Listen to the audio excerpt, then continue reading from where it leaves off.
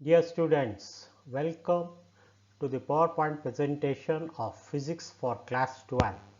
In this session, we will learn about potential energy under Chapter 2 and Section 2b. The topics covered are potential energy of a system of point charges, number 2 potential energy in an external field, number 3 potential energy of a dipole in an external field, electrostatics of conductors, dielectrics and polarization. Please note down all the important points discussed in this session so that it will be helpful for you in writing competitive examinations as well as the board examination. Let us start. Potential energy of a system of 2-point charges. Please see the figure given on the right hand side. Here there are two charges Q1 and Q2 located at points A and B at a distance of r1 and r2 respectively. Let us consider these two charges with position vectors r1 and r2 and calculate the work done by an external agency to bring these charges to the given locations. Suppose we start with first charge Q1 and it is brought from infinity to the point A. Initially there is no external field against which work is to be done. So, work done in bringing Q1 from infinity to point A is 0. The charge produces a potential in space given by the equation V1 is equal to 1 over 4 pi epsilon naught Q1 by R1, where R1 is the distance between O and Q1. From the definition of potential, work done in bringing charge Q2 from infinity to the point B is Q2 times the potential at B due to Q1. As we have seen in the previous para, initially there was no electric field for bringing Q1, but due to Q1 there is an electric field V1 is equal to 1 over 4 pi epsilon naught Q1 divided by R1. Hence, now the charge Q2 faces a potential at B due to Q1. Therefore, the work done on Q2 will be Q2 times V1, that is equal to 1 over 4 pi epsilon naught into Q1 Q2 divided by R1 R2. R12 sorry, where R12 is the distance between points A and B as shown in the figure. In the figure we are showing vectorial difference of R2 minus R1. Since electrostatic force is conservative, this work gets stored in the form of a potential energy of the system. Thus, the potential energy of a system of two charges Q1 and Q2 is given by the equation U equals W, that is potential energy is work done equals 1 over 4 pi epsilon naught into Q1 Q2 divided by the difference of vector R2 minus R1. Let this be equation 2.17. If Q2 was to be brought first instead of Q1, the potential energy would be same. The potential energy expression does not depend on the way the charges are brought to the specified locations because of the path independence of the work for electrostatic force. Equation 2.17 is true for any sign of Q1 and Q2. Let us revise this slide. Initially, Q1 is brought from infinity to A, where there was no external field against Q1. So, its potential was given by V1 is equal to 1 over 4 pi epsilon naught Q1 by R1, where R1 is the distance between O and Q1. Now, in the second case, we bring Q2 from infinity to B. So, the potential at B due to Q1 will be equal to the work done on Q2, that is equal to 1 over 4 pi epsilon naught Q1 Q2 divided by R1 R2. The combined effect of this will be the potential energy of a system of two charges Q1 and Q2 is U equals W into 1 over 4 pi epsilon naught Q1 Q2 divided by magnitude of the difference of vector R2 minus R1. This is the equation 2.17. Now, let us go to the second lesson. Potential energy of a system of 3 or more charges. Previous case we had seen only Q1 and Q2, and in this case there are 3 charges Q1, Q2, Q3 as shown in the figure on the right hand side. Q1 is located at a distance R1 from O and Q2 is located at a distance R2 at the point B, and Q3 is located at the point C with a distance of R3. The difference in their vectorial sums are also given, like the distance between A and C is vector R3 minus vector R1, and the distance between point B and C is the vectorial difference of R3 minus R2, and between A and B the distance is R2 minus R1 subtracted vectorially.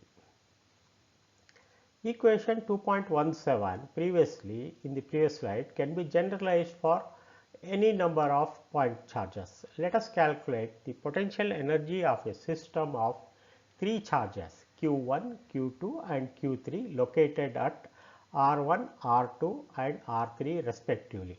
To bring Q1 first from infinity to R1, no work was required as discussed in the previous case. Next, we bring Q2 from infinity to R2. As before, work done in this step is characteristics of the present state of configuration and not the way the state is achieved.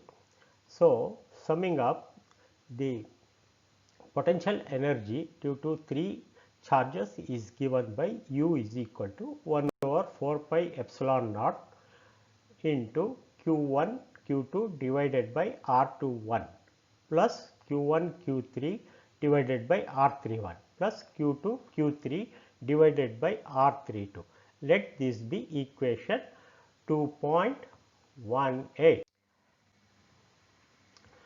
Now, generalizing for n charges in a system, let us find the equation for potential energy. Previous two cases were, the first case was for system of 2 charges and the second case was for a system of 3 charges. Now, let us find out the equation for potential energy of a system having n charges.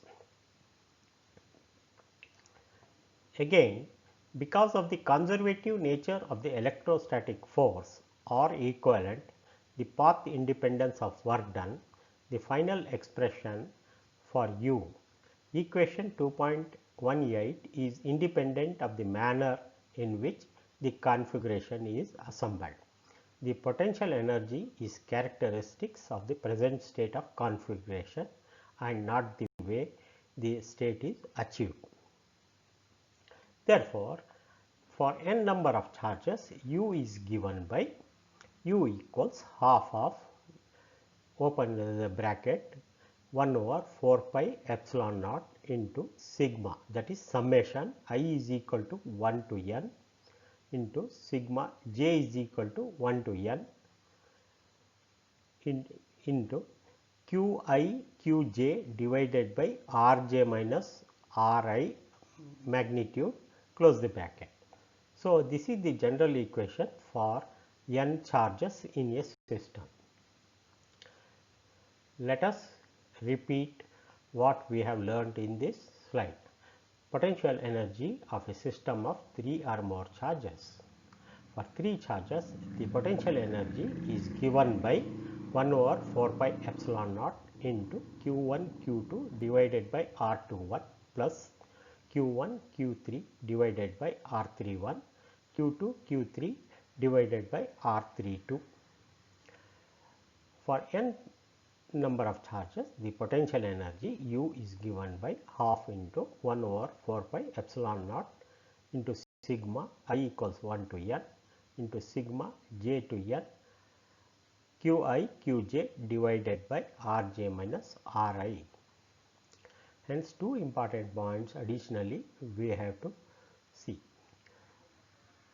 The conservative nature of electrostatic force says that the potential energy is independent of the manner in which the configuration is assembled, and the potential energy is characteristics of the present state of configuration and not the way in which the state is achieved.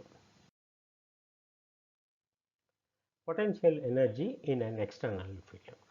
Hitherto, we were considering there is no external field. Whatever field that was generated, it was due to charges Q1, Q2 and Q3 and Qn. These were all source charges. Now, we are considering a case where we are applying an external field. Let us take case number 1, where we have to find the potential energy of a single charge in the external field. There is a one single charge and external field to which an external field is applied. Here E is produced by the sources external to the given charge. Given charge is Q and external field is applied, or the electrostatic potential due to external source. We assume that the charge Q does not significantly affect the sources producing the external field. We assume that there is no interaction between the charges Q and the external field. The external field E and the corresponding external potential may vary from point to point. Thus, work done in bringing a charge Q from infinity to the point P in presence of external field is given by the equation Q into V. This work is stored in the form of a potential energy of Q. If the point P has a position vector r relative to some origin, we can write potential energy of Q at r in an external field given by equation U is equal to Q into V into R, where V R is the external potential at point R. This is the external potential which we are applying. Thus, if an electron with charge Q equals to E equal to 1.6 into 10 to the power of 19 coulomb is accelerated by a potential difference dV is equal to 1 volt, it would gain an energy of Q into dV equals 1.6 into 10 to the power of minus 19. This unit of energy is defined as 1 electron volt or 1 eV. Hence, potential energy in an external field U is given by the charge Q into the external energy V function of R. Let us take case number 2. Here the potential, we have to find potential energy of a system having two charges in an external field. Previous case was single charge Q. Here there are two charges. In order to determine the potential energy of a system of two charges Q1 and Q2 located at R1 and R2 respectively in an external field, first we have to calculate the work done in bringing the charge Q1 from infinity to R1. Work done in this step is Q1 into VR1 as calculated in the previous case, in the first case. Next we consider the work done in bringing Q2 to R2. In this step, the work is done not only against the external field E, but also against the field due to Q1. So, when we are considering two charges, the field will be will have two components. The first component is the field due to external field, applied field, and the second one is due to the first charge. This potential energy of the system is given by equation U is equal to Q1 into V at R1 plus Q2 at R2 and combination of the two charges Q1 Q2 divided by 4 pi epsilon naught R12.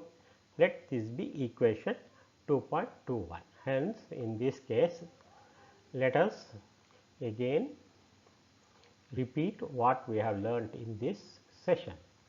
One is potential energy due to an external field of a single charge. So, U is equal to Q into VR, that is the equation 2.2, and when there are two charges and an external field is applied, there will be two components of electric field. One is external field and also second one due to the charge Q1. So, equation is given by U is equal to Q1 into V R1 plus Q2 into V of R2 plus Q1 Q2 divided by 4 pi epsilon naught R1. Now, having calculated the electric field applied externally in case of a single charge and two charges, let us see the case of a dipole in an external field. Consider a dipole with charges Q1 equal to plus Q and Q2 equals minus Q placed in a uniform electric field E. Please see the figure on the right hand side. There are 2 points A and B in presence of electric field E, and also note the direction of electric field E, which is moving from left to right side. So, at the point A there is a charge minus Q, and another charge is there at the point B which is plus Q. So, this plus Q and minus Q form a dipole, and the field E is uniform electric field. It means the dipole experiences no net force, but experiences a torque tau given by the equation tau is equal to P dipole moment cross E, that is tau is equal to P cross E, which will tend to rotate the dipole. Hence, let us repeat, in this case there is a dipole at point A and B separated by a distance 2L, which is the dipole length, and there is an electric field, and in a uniform electric field the dipole experiences no force because there are equal and opposite charges, but experiences a torque given by tau is equal to P cross E, which will tend to rotate it. Suppose an external torque T external is applied in such a manner that it just neutralizes the torque which was seen in the first paragraph, which tried to rotate it in the plane of paper from angle theta 0 to theta 1. The amount of work done by external torque will be given by W is equal to theta naught to theta 1 integral tau external function of theta into d theta, that is equal to integral theta naught to theta 1 into P e sin theta d theta, where P is the dipole moment. So, solving mathematically, that is integrating from theta naught to theta 1, we get U is equal to P into E within brackets cos theta 0 minus cos theta 1 which is substituted after integrating sin theta d theta and putting the value limits theta naught and theta 1. This is the equation 2.23 for potential energy of a dipole in an external field. So, let us see once again. Consider a dipole with charges q1 and q2 located in an uniform electric field. It produces a torque tau is equal to P cross E, which tries to rotate it. The external torque T external is applied in such a manner which neutralizes the effect of the first torque and then rotates in addition. So, there will be movement from angle theta 0 to theta 1. The amount of work done is given by the potential energy U equals P E cos theta naught minus cos theta 1. This work is stored as the potential energy of the system. Hence, the potential energy of a dipole in an external field is given by U is equal to P E within brackets cos theta 0 minus cos theta 1. We can associate potential energy U theta with an inclination theta of a dipole. That means, potential energy is a function of the angle of the dipole theta. The angle where potential energy U equals 0 we can choose as theta naught equal to pi by 2. That means, if the initial potential energy U equals 0 at theta naught is equal to 90 degrees, that means we put theta is equal to 9, theta naught equals 90. So, cos 90 is 0 and therefore, P E equals U theta equals P E cos pi by 2 minus cos theta, that is equal to minus P E cos theta. This is a special case where initial potential energy is chosen as 0. So, simplifying we get U in general U theta is equal to minus P E. This is equation 2.24. Let us repeat the equations here. The torque due to dipole is tau is equal to P cross E. Torque due to external torque and the dipole torque, the combined equation work done by external torque will be U is equal to P E cos theta 0 minus cos theta 1. Hence, if you take initial potential energy to be 0 at 90 degrees, then U theta will be equal to minus P into E. Electrostatics of conductors.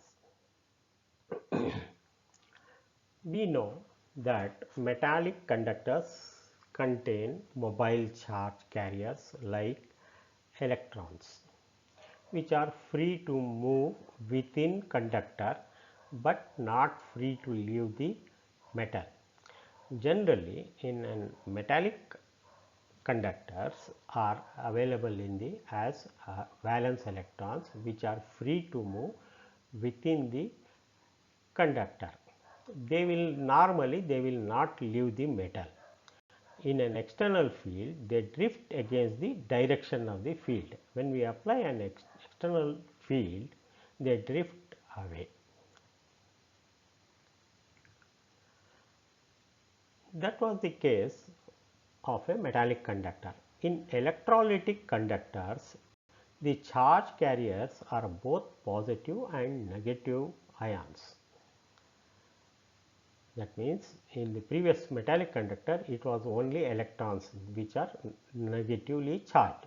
In electrolytic conductors like batteries, etc., there are both positive and negative ions. Their movement is controlled both by external field as well as chemical reaction. In batteries, lead acid batteries, we see lot of chemical reactions, due to which the positive and negative ions move. Please see the figure on the right hand side. Here there is a cavity. The blue colored area is a metal, and inside which there is a cavity. In the cavity, E equals 0, and the surface charge density is also equal to 0, V equal to 0. All the three components, that is electric field intensity equals 0, potential equal to V naught, and sigma equals to 0. V is equal to V naught because of the constant. E is constant, and it is given by E equals 0 and E equals dV by dl. So, in the figure we see a negative charge on the left hand side where sigma is less than 0. So, the charges are negative, hence sigma is less than 0, and the blue colored is a conducting body, inside which there is a cavity. On the right hand side there are positive charges. So, in the positive charges, V is equal to V naught is a constant, and electric field is positive, plus positive charges are on the right hand side, and sigma equal to sigma is greater than 0. Observations on electrostatic conductors. Previously we have seen in the diagram a conductor with charges. Let us see some of the observations regarding electrostatics of conductors. The electrostatic field inside a conductor is 0, as we have seen in the cavity. At the surface of the charged conductor, electrostatic field must be normal to the surface at every point. That is, on the surface, the electrostatic field is normal, that is perpendicular at every point. The interior of a conductor can have no excess charge in the static situation. Electrostatic potential is constant throughout the volume of the conductor and has the same value as inside on its surface. As we had seen in the diagram, V is equal to V naught because E is 0 inside.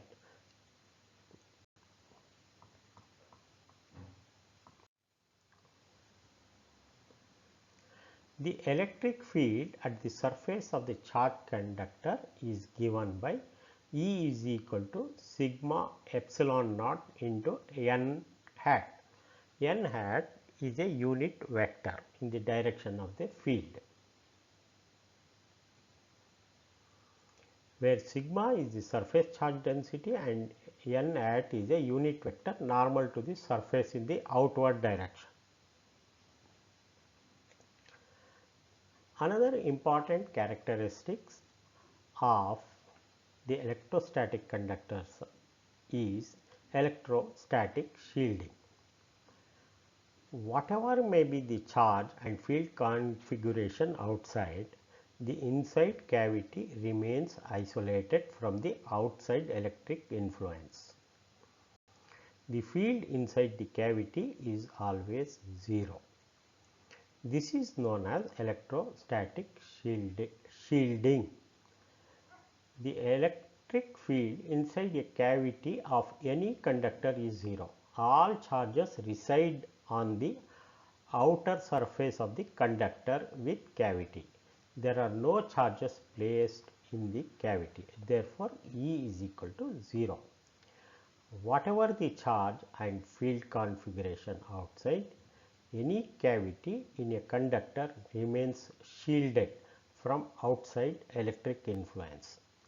the field inside the cavity is always 0. This is known as electrostatic shielding.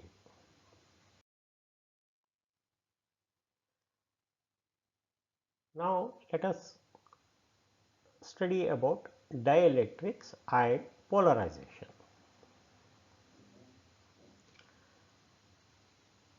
In the conductors, we had seen electrons, ions, positively charged ions and negatively charged ions were current carriers and they were free to move within a circuit or within the metal. Here, dielectrics are non-conducting substances. They don't allow electrons to move freely within them. Hence, in a dielectric, the free movement of charges is not possible. It turns out that the external field induces dipole moment by reorienting molecules of the dielectric. We will study in detail about the molecules of metals, particularly in respect of non-polar and polar molecules. Thus, the collective effect of all the molecular dipole moments is net charge on the surface of the dielectric, which produces field that opposes the electric field. In the figure on the right hand side, we are seeing the molecules positive and negative which constitute dipole. Here in the figure A, non-polar molecules are shown. When E is equal to 0, they are very systematic, and when a dielectric external field is applied, the molecular dipole moment produces a field that opposes the external field, whereas in the conductor the opposing field so induced does not exactly cancel the external field. Inside there was no dipole moment in case of a conductor, whereas in case of a dielectric there is a dipole moment. So, the collective effect of all the molecular dipole moments is net charges on the surface of the dielectric, which produces a field that opposes the external field. That is, there is a field due to dielectric material which opposes the main field.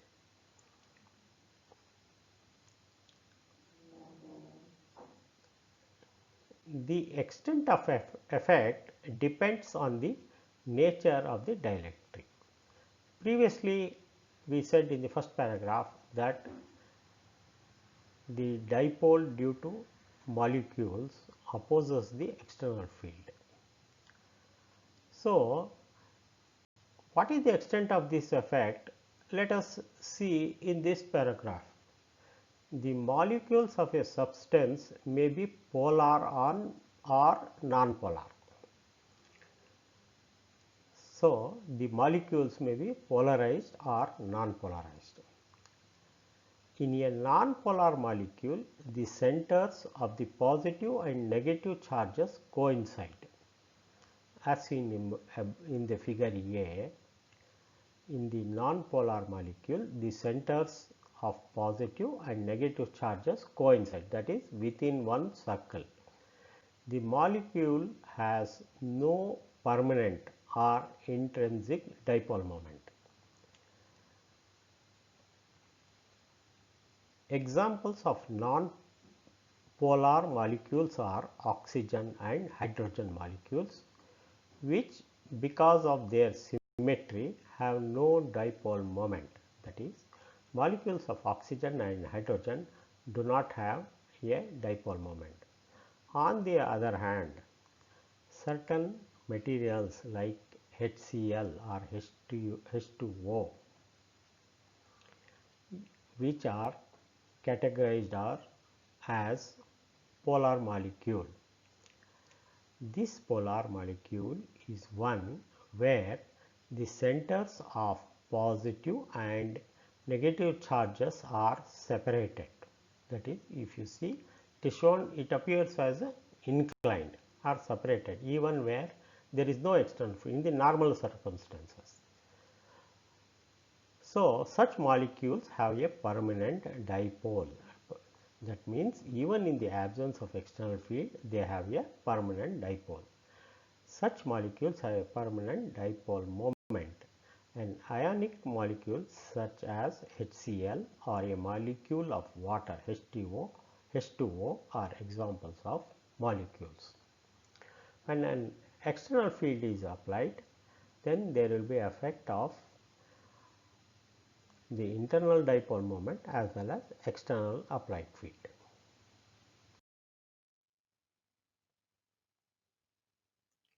Dielectrics have no charge carriers. There is no free movement in a dielectric. The external field induces a dipole moment as discussed in the previous slide by reorienting the positive and negative molecules. The net molecular dipole moment produces an electric field EP that opposes the external field E naught. The dipole moment per unit volume is called polarization and is denoted by P. For linear dielectrics, P is equal to Xi E, where Xi E is a constant called susceptibility of the medium. Please see the figure. Here there are two plates. The upper plate is positive, has charges positive, and the lower plate is negatively charged. So, on the left side there is E naught, that is a normal external field. In the absence of external field, the total field is also on the right and this one is same or E naught equal to 0. But when a dielectric material is added between these two plates, that is between positive and negative plates, there is a change in the electric field. So, the total field in dielectric is reduced from E naught to E naught minus EP. So, the external field E naught gets reduced by a component EP, which is due to dipole moment. Hence, there is a dielectric constant which is given by K is equal to E naught divided by E naught minus EP, where E naught is an external field and EP is the field due to dielectric material which appears inside the in between the plates, positive and negative plates or the conductor. Dielectric strength. Dielectric strength is the maximum value of electric field intensity that can be applied to a dielectric without its breakdown. So, when we apply an electric potential between these two plates and go on increasing, at certain point of time, at certain value of the applied field, there is a breakdown of the dielectric material. The extent to which it opposes the breakdown is called the dielectric strength of the material. Hence, it is the maximum value of the electric field intensity that can be applied to a dielectric without its breakdown. Its SI unit is volts per meter and practical unit is kilovolts per millimeter. Then we will see there is another important item called polarization vector. Polarization vector measures the degree of polarization of dielectric. As we have seen in the previous slide, when an external field is applied, there is going to be, the molecules are going to be polarized. Hence, we have to measure to what degree polarization of dielectric material will occur. Hence, polarization vector is an indication for the same, and it is defined as the dipole moment of the unit volume of the polarized dielectric.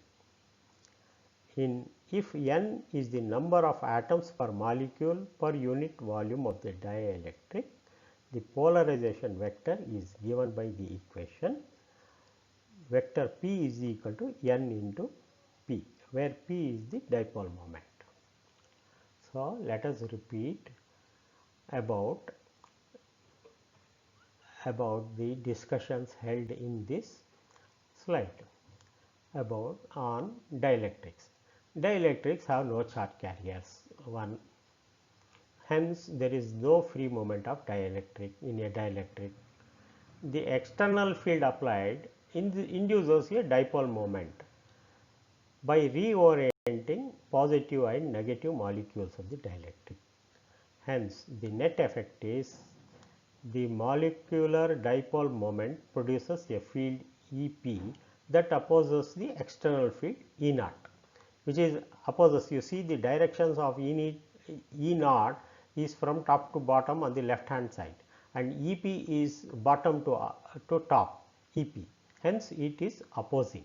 The dipole moment per unit volume is called polarization and denoted by letter P, vector P. Hence, the total field in dielectric is reduced from E naught to E naught minus EP by a constant, dielectric constant given by K is equal to E naught by E naught minus EP. Dielectric strength is the maximum value of electric field intensity that can be applied to a dielectric without its breakdown. The SI unit is volt per meter and practical unit is kilovolt per millimeter. Hence, with this we come to the end of this session on potential energy. Please study these presentation again and again. It has been given in a very simple manner and many complicated things have been avoided. The numericals on this subject will be taken up in the last presentation of this series. Thank you. Thank you once again.